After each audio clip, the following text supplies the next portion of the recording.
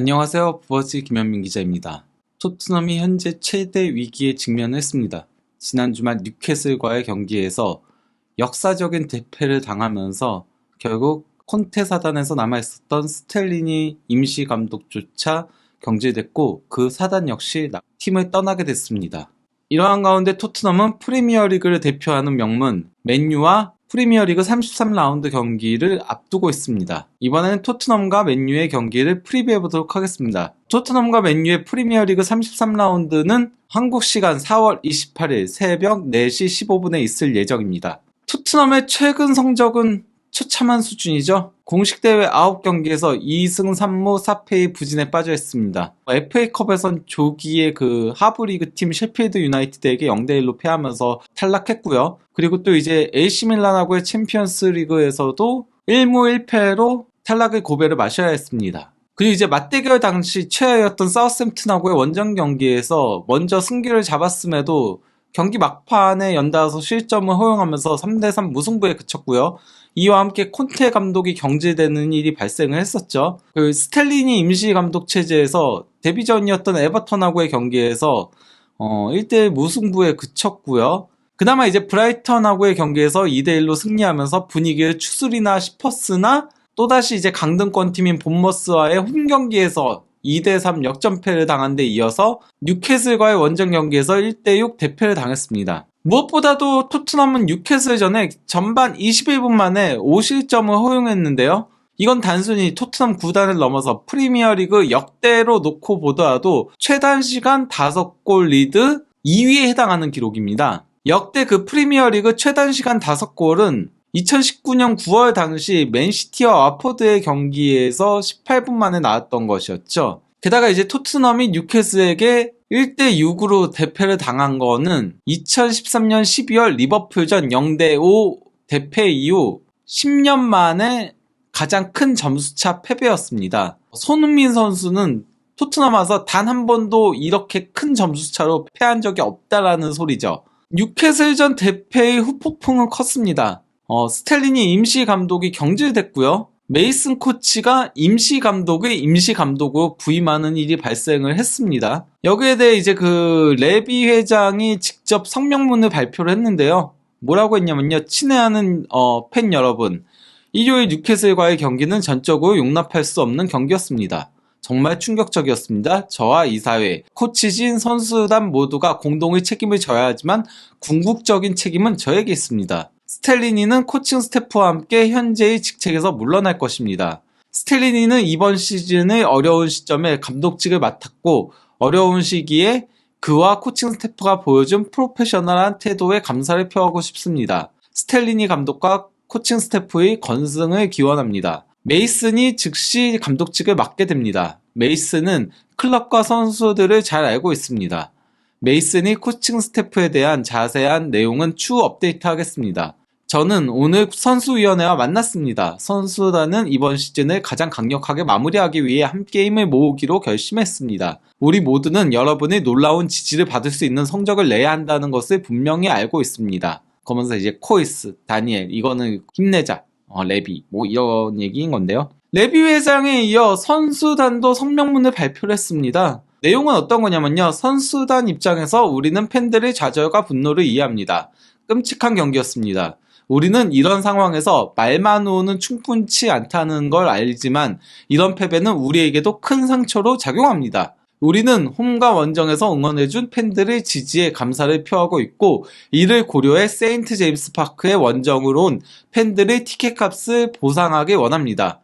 뉴캐슬 원정에 온 토트넘 팬들의 티켓값을 보상하겠다는 거죠. 우리는 이게 지난 일요일에 있었던 대패를 되돌릴 수 없다는 사실을 알고 있고 목요일 밤에 있을 맨유와의 경기에 모든 걸 쏟아부을 예정입니다. 팬들의 응원이 우리에겐 모든 걸 의미합니다. 함께, 그리고 오직 함께만이 우리는 앞으로 나아갈 수 있습니다. 라고 하면서 이제 팬들에게 티켓값을 보상하겠다는 의사를 표명을 했습니다. 이러한 가운데 이제 토트넘이 코칭 스태프의 대대적인 변혁을 가하고 있습니다. 수석 코치직을 수행하던 이제 메이슨이 토트넘 임시 감독으로 부임을 했고요. 그리고 맷 웰스라고 과거 토트넘 연령대별 감독직을 수행했었고 풀럼과 본머스를 거쳐서 이번 시즌에는 클럽 브리에서 수석 코치직을 수행하다가 3월에 경질됐던 맷 웰스가 수석 코치로 임명이 됐습니다. 외부 인사를 데려온 거죠. 물론 뭐 과거에 토트넘에서 일했던 사람이라고 하더라도요. 그리고 또 이제 현재 토트넘 아카데미에서 코치직을 수행하고 있었던 나이젤 깁스가 1군 코치로 임명이 됐고요. 이제 토트넘 18세 이하 팀 골키퍼 코치직을 수행하고 있었던 페리 서클링이 1군 골키퍼 코치로 부임을 했습니다. 메이슨과 함께 남은 인물은 지안니 비오인 건데요. 세트피스 전문가입니다. 그러면 비오의 잔류 이유는 어떤 거냐면요. 비오 같은 경우는 콘테 스텔리니 사단과는 무관한 인물이에요. 파라티치 전 디렉터가 이제 데려온 인물인 거거든요. 그래서 뭐 그동안의 그 세트피스 코치 이력을 보더라도 카타니아, 팔레르모, 트리에스티나, 피오렌티나, AC 밀란, 브렌트포드, 리즈, 칼리알리 그리고 스팔에서 일을 했던 거였죠. 그래서인지 그 토트넘 내부 기자인 알레스 디어골드 역시도 비오가 물론 콘테가 있었을 때 데려온 인물인 건 맞지만은, 그리고 이탈리아 국적인 것도 맞지만은 콘테 사단은 아니다. 그것이 이제 그 남게 된 계기라고 한 데다가 또 다른 이유는 토트넘의 이번 시즌 유일한 위안거리가 세트피스 득점에 있는 거죠. 이번 시즌 세트피스에서만 14골을 넣으면서 프리미어리그 전체 팀들 중 리버풀과 함께 세트피스 득점 공동 1위에 올라 있습니다. 비오 세트피스 코치 효과는 충분히 있었다는 걸 보여주는 겁니다. 이러한 가운데 토트넘은 벤 데이비스와 랑글레가 부상에서 복귀해서 이번 경기 선발 출전을 준비 중에 있습니다. 이미 뉴캐슬전에 벤치에서 대기하긴 했었죠. 물론 뭐 출전하진 않았지만요. 그래서 현재 토트넘의 부상자 명단은 에메르송, 라이언 세세뇽, 그리고 비수마, 벤탄쿠르, 그리고 우고 요리스 이 정도가 있는 건데요. 요리스는 지난 뉴캐슬전에서 근육 통증을 호소를 했었죠. 최근에 에메르송의 부친이 이제 그 인터뷰에서 에메르송이 레알 마드리드 가고 싶어 한다 뭐 이런 식의 얘기를 해가지고 조금 논란을 일으키긴 했는데, 에메르송 본인은 그 얘기에 대해 부인을 하고 나섰습니다. 그러면서 토트넘에 전력하겠다는 의사를 밝히긴 했는데, 다만 이제 부상 때문에 5월 중순에나 복귀할 예정이죠. 이러한 가운데 이제 풋볼 런던에서 맨유를 상대할 메이슨의 토트넘 베스트 11은 어떻게 될 것인가라는 기사를 올렸는데요. 일단 뭐 앞의 내용들은 포메이션 변경 가능성이 있다. 뉴캐슬전에 포백 전술이 대실패를 맛봤기 때문에 다시 백스리로 돌아갈 가능성이 있다라고 얘기를 했고요. 그러면서 백포가 가동이 되려면은 수비 라인이 정상적으로 부상해서 전원 복귀해야지만 가능할 것이다라고 봤고요. 포스터에게 선발 기회가 있을 것이다. 물론 요리스가 경미한 근육 부상이기 때문에 부상 복귀 가능성은 충분히 있지만은 그래도 포스터가 뉴캐슬전에 좋은 모습을 보여줬으니까 기회를 줄 것이다라고 예상을 했고요. 그다음에 랑글레와 벤 데이비스가 복귀했다. 그래서 선발 출전 가능성이 있다. 특히 벤 데이비스가 왼쪽 측면 수비를 책임질 것으로 보인다라고 했고요. 그리고 이제 중요한 부분이 뭐냐면요, 히샬리송에게 기회가 생겼다라는 건데요. 여기 이제 내용을 보면요, 클루세스키는 최근 부진한 시기를 보내고 있다. 두 번째 시즌 들어서 고군분투했으나 팀 경기력에 별 영향을 미치지 못하고 있다. 지금이 클루세스키를 벤치로 내려서 한숨 돌리게 할 시간이다. 그리고 히샬리송은 현재 뛰고 싶어서 안달이 난 상태다. 그의 에너지와 투지는 현재 토트넘에게 필요한 부분이다. 히샬리송의 선발 출전은 맨유에게 몇 가지 문제를 일으킬 가능성이 있다라고 하면서 히샬리송의 선발 출전을 예고를 한 겁니다. 여기에 더해 이제 또 다른 공격 옵션은 단주마가 있다. 그동안 교체 출전했었던 단주마에게 첫 선발 출전을 맡기는 것도 배제할 수 없다. 현재 토트넘은 변화가 필요하다라고 주장을 한 건데요. 이건 뭐 어디까지나 풋볼 런던의 주장인 겁니다.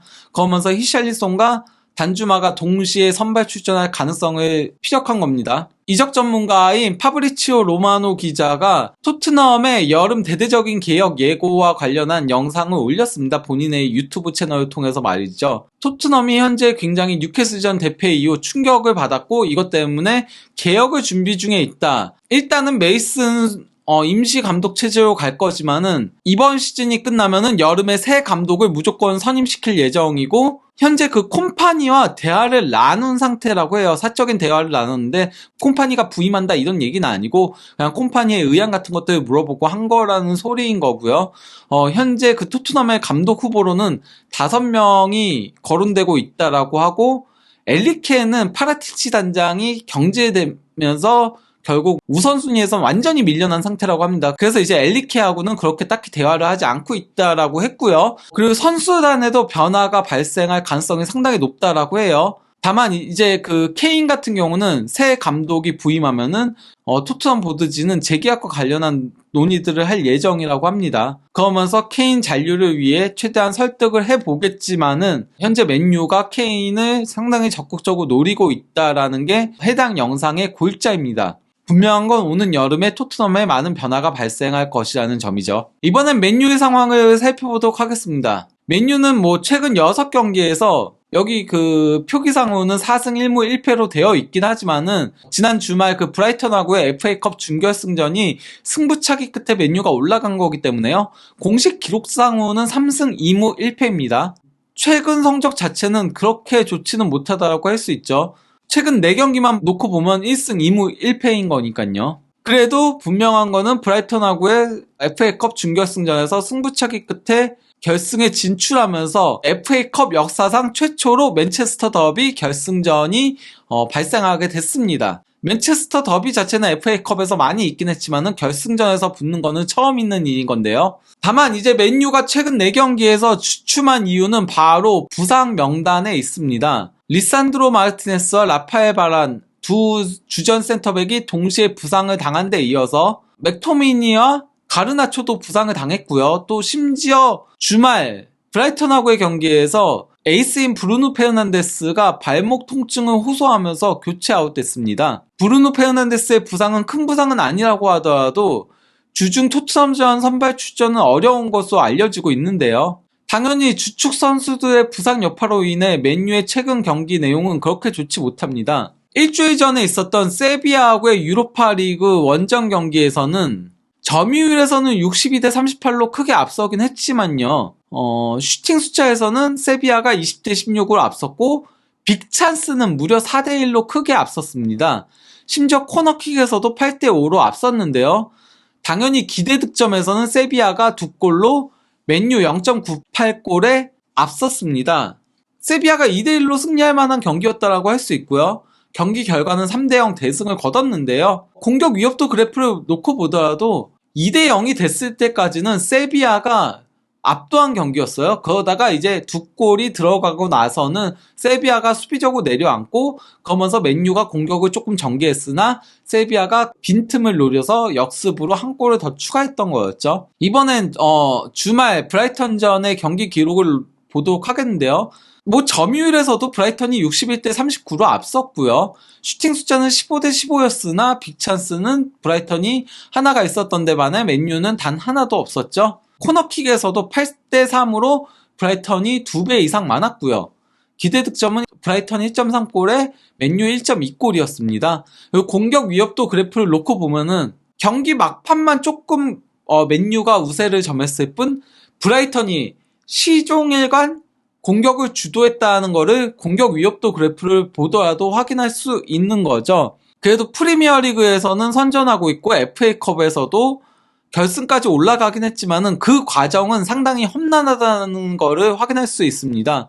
이번에는 후스쿼드 예상 라인업을 살펴보도록 하겠습니다. 일단 토트넘은 3-4-2-1로 돌아올 예정인데요. 케인 원톱에 폴런드에서 히샬리송 선발 출전을 예고를 했다 보니까 히샬리송 선발에 그리고 또 이제 단주마도 변화를 위해서는 선발 출전할 가능성이 있다라고 해가지고 단주마도 선발로 예상 라인업에 포함을 시킨 건데요. 저는 근데 이렇게까지 파격적으로 변화를 감행하진 않을 것 같아요. 즉 히샬리송과 아마도 손흥민 선수가 선발 출전하지 않을까 보고 있긴 합니다. 하지만 후스쿼드는 이렇게 예상을 했다는 거죠. 이거는 참고사항인 거고요. 좌우 윙백의 벤 데이비스와 포로, 그리고 호이비에르와 스킵 2명의 중원에 이제 다이어를 중심으로 랑글레와 로메로가 3백을 형성할 것으로 예상을 했습니다. 그리고 골문은 포스터 골키퍼가 지킬 것으로 봤고요. 맨유는 이제 4-2-3-1 포메이션에 베오르스트 원톱에 자비처를 중심으로 레시포드와 안토니가 좌우 윙으로 선발 출전할 것으로 예상을 했습니다. 부페가 정상 컨디션이 아니다 보니까 선발 출전은 어렵다라고 본 것이죠. 에릭센이 친정팀 토트넘을 상대하게 되고요. 에릭센의 중원 파트너로는 카세미로가 선발 출전할 것으로 봤습니다. 좌우 풀백은 달록과 완비사카, 그리고 센터백이 전원 줄부상으로 빠져있는 데다가 맥가이어가 세비야전에 대형 실수들을 범했기 때문에 루크쇼와 린델레프가 중앙수비수로 선발 출전할 것으로 봤습니다. 심지어 맥가이어는 지난 그 주말 브라이턴전에 벤치에도 대기하지 못하고 명단 제외가 됐죠. 즉 맥가이어는 이제는 테나흐 감독이 완전히 전력 외 선수로 분류하고 있다는 거를 확인할 수 있는 부분이라고 할 수 있겠습니다. 그리고 골문은 대학 골키퍼가 지킬 것으로 보입니다. 양팀의 이제 프리미어리그 맞대결 전적은 맨유가 더 전통의 명가다 보니까 통산 61경기에서 39승 12무 10패로 큰 우위를 점하고 있고요. 최근 맞대결 전적을 놓고 보더라도 맨유가 4연승 포함해가지고 8경기에서 6승 1무 1패로 절대적인 우위를 점하고 있습니다. 이런 가운데 이번 경기는 아무래도 그 맨유 이적설에 강하게 연결되고 있는 케인에게 많은 이목이 집중될 것으로 보이는데요. 그 천하의 케인조차도 맨유 상대로 프리미어리그 17경기 5골 2도움, FA컵까지 합치면은 18경기 5골 2도움으로 부진한 모습을 보이고 있습니다. 하지만 케인이 만약에 맨유로 이적하고 싶은 마음이 강하다면은 이번 경기에서 조금 무력 행사를 할 필요성이 있겠죠. 이번엔 손흥민 선수를 살펴보도록 하겠습니다. 손흥민 선수 역시도 맨유에게는 상당히 약한 편이었어요. 프리미어리그만 놓고 보면요, 13경기 3골 1도움이 전부였고요. 그리고 또 이제 공식 대회를 다 합치더라도 16경기 3골 2도움이었습니다. 저기 그 챔피언스리그 2경기 1도움은요 토트넘에서가 아니고 레버쿠젠 시절이었어요. 즉 토트넘 소속으로는 맨유 상대로 14경기 3골 1도움이 전부라는 건데요. 심지어 그 3골 1도움도 전부 2020-21 시즌에 기록한 겁니다. 그 외 나머지 시즌에는 맨유 상대로는 골은커녕 공격 포인트도 없다라고 할 수 있겠는데요. 근데 사실 이번 경기는 물론 케인과 손흥민의 역할도 중요하지만은 수비가 먼저 버텨줄 수 있어야 돼요. 당장 그 지난 뉴캐슬전에서도 확인할 수 있었잖아요. 수비부터 밀리면은 공격을 할 수가 없습니다. 수비가 버텨줄 수 있어야 역습도 나갈 수 있는 거죠. 즉 일단 수비부터 다지고 나서 송케 듀오가 화력을 발휘할 수 있을지 여부가 판가름 될 것이라고 할 수 있겠습니다. 이러한 가운데 후스코드에서는 맨유의 3대1 승리를 예상을 했습니다. 그 근거로는 첫 번째, 토트넘은 맨유전을 앞두고 극심한 공경에 처해 있다. 뉴캐슬에게 당한 1대6 대패는 충격적이었고 연이은 패배로 4위의 승점 6점 차로 밀려나 있다. 그 다음에 이제 맨유는 브라이턴과의 웸블리에서 치러진 FA컵에서 승부차기 끝에 결승에 진출했다. 맨유는 토트넘 상대로 4연승을 달리고 있고 토트넘 원정에서도 4경기 연속 무패 행진을 이어오고 있다.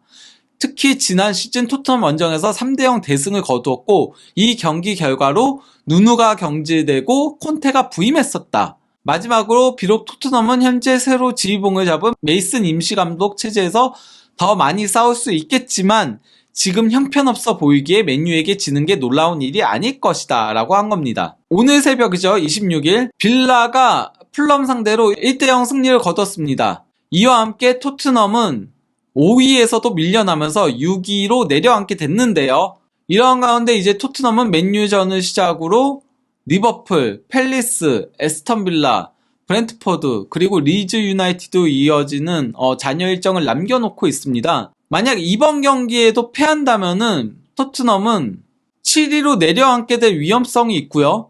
다음 리버풀 원정에서도 상당히 힘든 경기를 앞두게 되겠죠. 왜냐면 리버풀도 최근 들어서는 실점은 많긴 하지만은 아놀드를 중앙 미드필더처럼 움직이게 하는 그런 전술적인 변화를 통해 많은 골을 넣으면서 연승을 달리고 있거든요. 그리고 이제 팰리스도 비록 오늘 새벽에 열렸던 울버햄튼전에 0대2로 패하긴 했지만은 그래도 호지슨 감독 체제에서는 상승세를 타고 있고요.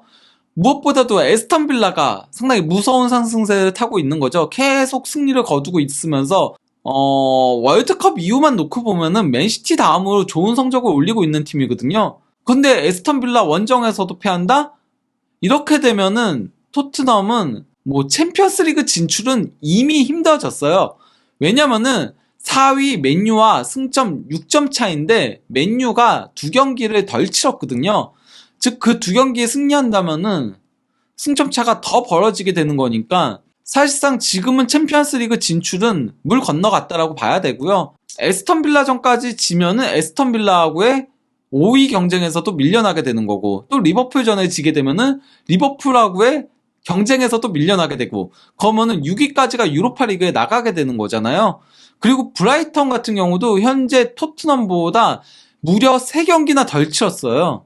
그렇기 때문에 맨유전, 리버풀전, 팰리스전, 에스턴 빌라전에서 승리를 거두지 못한다면은 브라이턴한테도 밀려나게 되면서 다음 시즌 컨퍼런스 리그조차도 못 나가게 되는 위기에 직면할 위험성이 충분히 있습니다. 즉 토트넘은 이번 경기 승리를 통해 분위기 반등에 나서야 합니다. 그렇지 못한다면은 다음 시즌은 리그에만 전념해야 되는 상황에 직면하게 되겠죠. 과연 토트넘이 맨유전 승리를 통해 분위기 반등에 성공할 수 있을지 한준TV를 통해 확인해 보시기 바랍니다. 감사합니다.